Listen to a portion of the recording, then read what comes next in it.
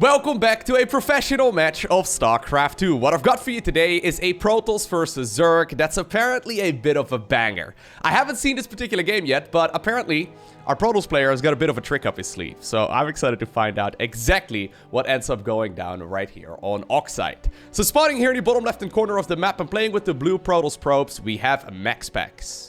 His opponent in the opposite corner with the red Zerg drones. Playing from Poland, we have Elazer. Now, I don't think Elazer really requires any additional introduction, right? I mean, I feel like I've casted Elazer games for like 5+ years right now. I think I watched my very first Elazer game in like 2012, maybe 2013, maybe 2014. I don't really know. But the point I'm trying to make is that I think Elazer is probably familiar to most of you. MaxPax's, on the other end, is a little bit more mysterious. So, if you look at his Wikipedia page, you'll find out that he was born apparently in July 2004, but it doesn't say a day. Anyways, it makes him 16 years old. It says he's from Denmark, right? But there's no picture. He doesn't seem to have any social media. It's a little bit more mysterious, and I kind of like it. The man has been doing extremely well, especially over the last couple of months, taking series off of, for example, Parting and, for example, Clem. So, I mean, if he isn't already on your radar, please keep him in mind, because MaxPax's, I mean, he reminds me a lot of, like, Raynor and Clem from, like, 2-3 years ago. He seems to be getting very, very good. Anyways, I'm excited to find out exactly what ends up going down here. So far, everything seems to be normal. Now, this particular match is from a best-of-7 series from Creighton Olsen's Spring Cleanup Tournament. I'll go ahead and post the link to Creighton's live stream down below the description of this video as well. He's a great guy. He puts on tons of StarCraft content over there, so if you enjoy watching, maybe you'll, well, if you enjoy watching StarCraft, it is, maybe you'll enjoy watching his Twitch channel as well. He's been organizing a ton of events as well, which is a lot of fun, so. Anyways, I'm excited to find out, man. So far, I'm just gonna mostly look right here at our Protoss player. So far, everything is very normal. Yeah, just a pylon on the low ground that is very for structure. Probe went across the map, but not early enough to actually block the hatchery. Third hatch is gonna go up right over here for Elazer, okay? It's just gonna be gateway into Nexus, into Cybercore, second pylon on the main, double gas. Should be a Stargate, right? He's going Stalker first, okay? So Stalker first is a big indication. There it is. Stalker first is a big indication that you want to hide something. At least that's what I think, okay? When I'm a Zerg player, right, and I see a Protoss player going for a Stalker first, I know that they're not going to be able to get an adept across the map very quickly. I'm assuming, though, that this probe, yeah, I did see the third hatch, so at the very least it's going to give him a little bit of intel. But it could, for example, be a link flood. And the problem is, when you're going Stalker first, you don't actually know if it's a link flood. Like, you literally can't find out right now. If this is Zerg just making a ton of Zerg links, I mean, they would have already needed to start that up, obviously, and link speed is not going to be done anytime soon here, but MaxPax's can't really know that very well. Yeah, it could just be a disaster is what I'm trying to get at. So he does go for an adept right now. I think he's going to be able to send that one across the map if he really wants to. It's just going to be an Oracle first. Wait, I did get the right map, right? I had a couple of you reach out and mentioned that, like, Elazer versus MaxPax's on Oxide LE is really good. So far, this looks like the most... Did I get trolled? This looks like the most standard game of Protoss versus Zerg. I've seen literally 1,000 games exactly like this. Like, literally. That's not exaggerating. Okay, so here's a deviation. Okay, I think I am on the right map. Normally, Protoss players, especially when they open up Stargate first, they will go for a third base at right around 4 minutes before taking the gases in the natural. He's also not producing anything else out of the Stargate, though, so I'm... Where are you going to spend your gas, Mr. MaxPax's? Oh, a second Stargate? Without actually producing a Void Ray? Interesting. Okay. Revelation's being utilized right here by the Oracle. There's a Roach one coming up here. Yeah, the normal conventional time here as well. No third base, and this is going to be scouted, I think, as well by... Well, no. I think it should be scouted here relatively soon, though. The problem is sometimes... Oh, okay, it's a fleet beacon already. That's a very quick fleet beacon. The problem is that most of the time Zerg players will just make the assumption that the third base will be taken because these builds are so very common. So it is going to be acquired. But Elazer doesn't see the exact timing of this right now. Okay, he's going to find out that it just started. All right. So this is 4.5 minutes for a third Nexus. When normally with a... Stargate opener, it should go down at 4 minutes, right? Meaning that something was done inside of the main base. In this particular case, it's apparently 2 additional gases and then some more structures. Oh, what? It's a Tempest rush? A Tempest rush? Okay, well, we have a queen push right here from Elazer. Elazer is going for a queen push off of only 42 workers. He's adding on a bunch more on the back of this, though, so it's not really that big of a committed push. I think that this is just a little bit of aggression to try and force the council right now on the third, which I actually kind of dig. +1 starts up here as well in the Cybercore, which Elazer spots right from the get-go. Yeah, I think you just want to try, if you're Elazer here, you want to try and go after the Nexus itself. But here come the big boys. Alrighty, so these obviously have a ton of range. Queens are already going back home, which I really love, by the way, preserving it. But this is the first time that Elazer sees. Wait a second. We're 5.5 minutes into the game, and there's freaking Tempest out? I think that this little push, though, from Elazer is still very successful, right? I mean, this is now 2 base Protoss, which is really not that much. This Oracle is getting quite a lot of kills, though. He has 6 worker kills right now in total. Obviously possible because the Queens were on the other side. Okay, so he's gonna go... Wait, how many Tempest? He's gonna go 4 Tempest here, and now he's getting himself the speed upgrade for Void Rays as well as the +1 flyer upgrade. This was spotted by Elazer. He saw the +1 flyer upgrade, so he knows that it's a Stargate transition at this point. I mean, if he wouldn't have already seen these Tempests.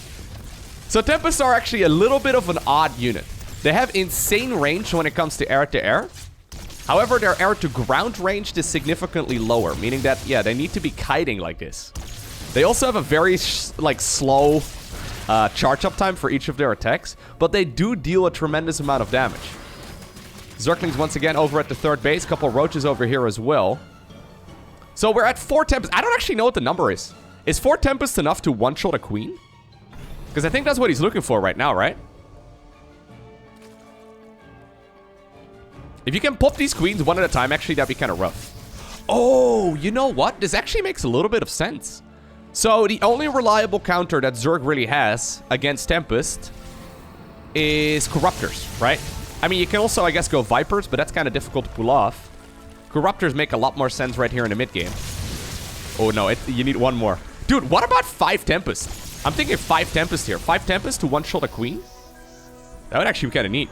Anyways, I think what MaxPax's is doing right now is forcing out a Spire transition, which is exactly what Elazer is doing. And on the back of this, he's already shown 1 Void Ray right there to an Overlord that was hanging out. On the back of this, he's already going for the counter to those Corruptors, which is going to be the Void Ray. This is so silly. The 4 Tempest hit squad.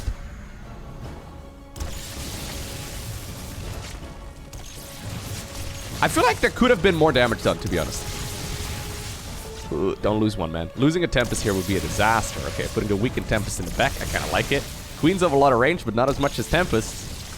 Okay, they have a lot of Queen energy here as well. Nice defense right here, though, by Elazer. So he's got himself 7 Corruptors coming up here. Those are going to spawn very quickly. A Tempest timing attack at a high-level game of StarCraft, huh? Oh, don't lose it. I think you got to recall, dude. Yeah, he's probably going to lose a Tempest as soon as those units spawn. Unless he goes right now. Oh. Yeah, no, he loses a Tempest. Maybe 2? Nah, not 2. Alright, so what are we at here? 7 queens!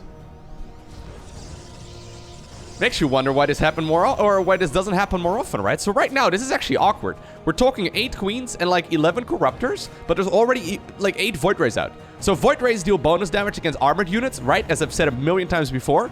And Corruptors are armored, meaning that they'll die.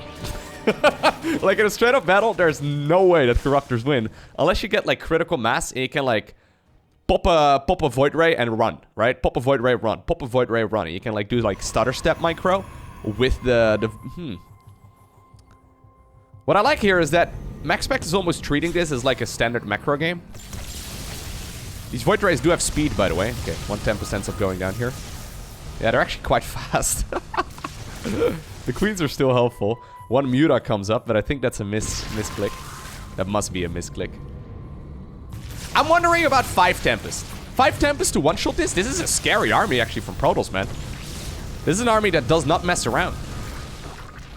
Once the queens are gone, the Void Rays can clean everything else up. Okay, here's Prismatic Alignment being activated, meaning that those bad boys will do a lot more damage. Tempest, though, are being picked off. Queen will also, I mean, not take bonus damage, but it'll get picked off really quickly. There goes the 1 Muta, just randomly clicking on different things. Those Spore Crawlers and Queens are really nice, though. I'm actually impressed with the way that Elazer is thinking here on the fly. Pun not intended. Oh, man, that was a good pun. I should have intended. I meant pun intended. Clearly, I'm that clever. Right. Anyways, Elazer's got himself a very good eco, though. Look at this. He's making 46 Zerglings.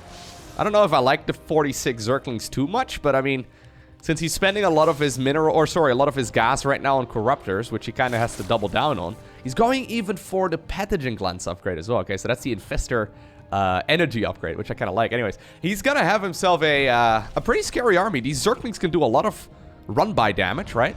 There's really not that much on the ground here for our Protoss player at all. Okay, yeah, this is what I mean. Oh, well, I mean, nah, it's not really what I mean, but the concept is what I mean, okay? You fly in with the Corruptors, pick off a unit, and then you run. Or fly. Okay. Prismatic Alignment, though, is so powerful. It's on a cooldown, so it's not going to be available for like another 45 seconds right now. Meaning that at this point, I think that, yeah, you may very well want to engage here if you're Elazer, knowing very well that it's on cooldown. At the same time, though, it looks like a couple of Zealots have made their way on over towards this base of the Zerg. Void Rays did eventually disengage, but... What an interesting way of opening up. So there were some obvious vulnerabilities, though, right, in this build here of MaxPax's. First and foremost, going Stalker first, as I tried to discuss at the... You know, it's a risk, right? He wants to get rid of that Overlord so the Fleet Beacon doesn't get scouted. And obviously his third base is late as well. Although Elazer did go for the Queen push, which my gut instinct is telling me that that is the best way of approaching it. I wonder if maybe Elazer should, like, tech up straight towards a Hive and get, like, I don't know. No, probably not. Like, I'm thinking, like, Hydras together with Vipers might work out a little bit better, but you need to obviously address the issue when the first Tempest arrive as well. Anyways, here we go. Once again, yeah, MaxPax's has got himself a nice little army, though. He can absolutely trash this force right here of Elazer. Elazer's got a ton of minerals in the bank, but no gas, so he can't really spend it. At the same time, Zerglings are going in for the run-by, but it looks like MaxPax's is taking care at least of his bases as well. And since Elazer can't clean up the army, MaxPax's just wins the game right here, right now. Okay, so Elazer finds out that it's a late base pretty much right away, right? So he knows at this point that this base is late. I don't know if he's played against this type of opener before, because I know I haven't, but maybe, you know, he plays a lot more games than I do, I'm sure. Maybe he, like, realizes at this point that something is not quite right, then he immediately pulls the queens together and goes for a push, right? Very, very large chance, actually, of that being the case. Just seeing, okay, there's something a little bit off. He's doing something wild. When you do something off the standard, one of the best things you can do is just go kill him, right? Usually good advice. There's a reason why the standard is a thing. So, the problem, or I guess not the problem, the thing that I like here for MaxPax's is this, despite the fact that he ends up losing the third here, he still is fine. Like, he still seems to be okay. I think in many scenarios, Zerg players will just be droning up. And then, by the time that they'll go for a queen push, like, there's a couple of different variants of the queen push. This particular one, Elazer did off of, like, 40-something workers. Most of the time, we see Zerg players doing it off of, like, 50 or 60-something workers. If it's one of those last two variants of the queen push, I mean, there's going to be a lot of Void Rays out, right? Like, I'm pretty sure you can hold that. Although, it's going to be a lot of Zerg units, obviously, at that stage in the game as well. Anyways, so as soon as he sees the Tempests, I mean, the lair is not done yet, but I think as soon as the lair finishes, he goes instantly into a Spire. Yeah. It makes a lot of sense, but I then like the transition as well to the Void Ray style right from the get-go from MaxPax's as well. It is kind of neat. I'm trying to think of alternatives here. Like, the alternative you can go for is a Hydra Den. So when it comes to, like, Zerg units that shoot up, there's Hydras, there's Corruptors, Mutas, Queens, Spore Crawlers, and then I guess Vipers technically should be kind of in that list as well. Alternatively, you could go Hydra Den and Infestation Pit and then straight into a Hive, but I don't think at this stage in the game that you can really afford that. So going for the Spire really does strike me as the best choice. It didn't seem like Elazer had that much gas though, right? Like, he was transitioning towards a bunch of Infestors, which I kind of liked. But they didn't really achieve too much. I guess his main goal was probably to try and fungal those units. I mean, Microbial Shroud, I guess, would also be an option. But he was probably looking to fungal the Void Rays and then clean them up with everything else that he still had left over. Yeah, these fights are just not ideal here for our Zerg player. Cool. Hey, so it's nice, though, to see that despite the fact that we've seen Stargate openers for the better part of, like, I don't know, the last year or so, we've seen basically exclusively Stargate openers, that there's still some variations that may very well be able to catch a player off guard. Anyways, I hope you enjoyed watching today's YouTube video. If you did, make sure you hit that like button down below. If you really enjoyed it, consider hitting the subscribe button as well as the little bell icon so you get notified as soon as future videos go live. Make sure to check out my second YouTube channel as well. It's youtube.com/morelowko, which is where I post completed games that I've streamed on Twitch. So currently over there, my Horizon Zero Dawn playthrough is going up with 2 episodes a day, but there is Dark Souls, there's Portal, there's the Dyson Sphere program, there's Little Nightmares, there's some World of Warcraft, some Hades, some Frostpunk. There's a whole bunch of stuff over there, so go check it out. Link is down below. Anyways, for now, thank you for watching. Have an awesome day. Don't forget to smile, and I'll see you once again in the next one.